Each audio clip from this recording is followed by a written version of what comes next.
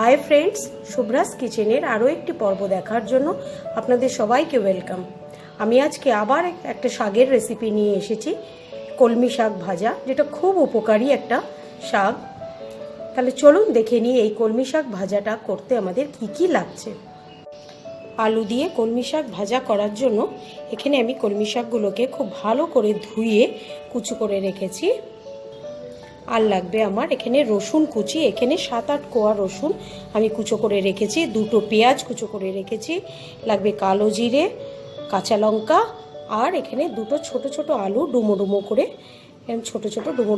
কেটে রেখেছি। তাহলে চলুন শুরু করা যাক রান্নাটা। আমি একটা কড়াইতে 2 চামচ সর্ষের তেল খুব ভালো করে গরম করে নিয়েছি। এবার এই তেলে আমি আলুগুলোকে ছেড়ে দেবো।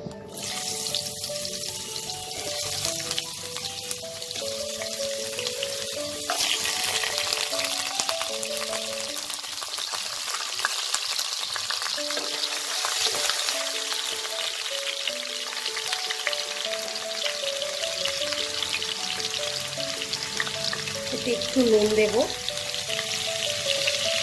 আর একটু হলুদ দেব। নুন আর হলুদ দিয়ে এটাকে একটু ভেজে নেব।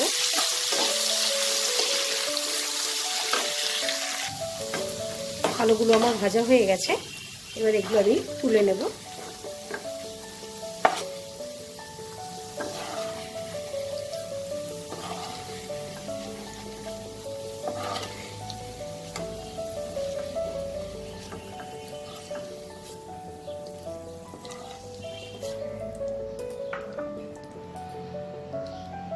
এবার এই তেলেই আমি কালো জিরেটা ফোড়ন দিয়ে দেবো।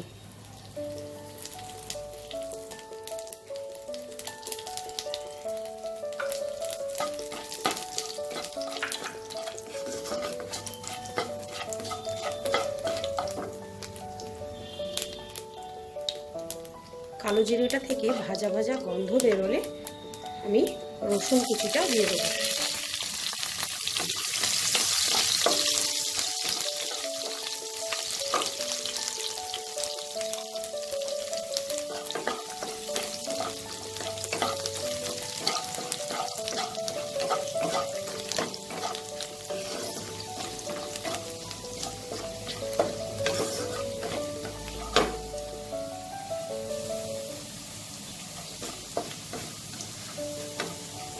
রসুনটা ভাজা হয়ে গেছে, পেঁয়াজ কুচিটাও দিয়ে দেবো।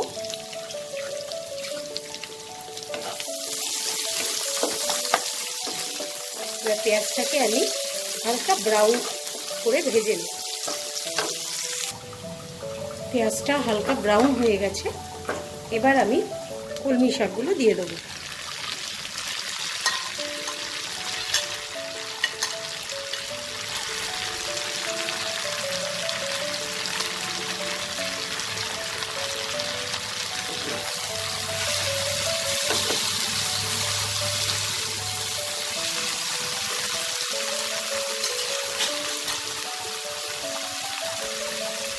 এবার এতে আমি অল্প নুন দেব,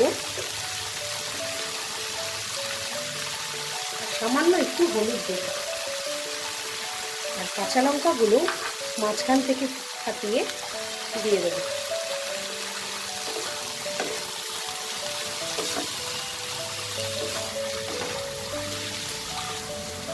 এবার আমি এটাকে গ্যাসটা সিম করে ঢাকা দিয়ে দেবো। 2-3 মিনিট পর আমি ঢাকাটাকে খুলে নেব। শাকটা থেকে আমার কিছুটা জল বেরিয়েছে। এইবার আমি ভেজে রাখা আলুগুলো দিয়ে দেবো।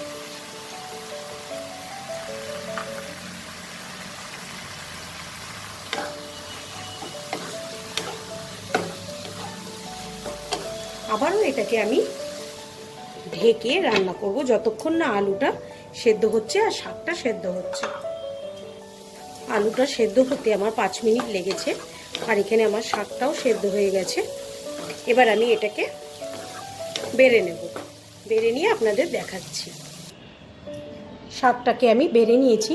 আপনাদের যদি আমার এই রান্নাটা ভালো লাগে, লাইক শেয়ার করতে ভুলবেন না, আর আপনাদের মতামত আমাকে অবশ্যই কমেন্ট বক্সে লিখে জানাবেন।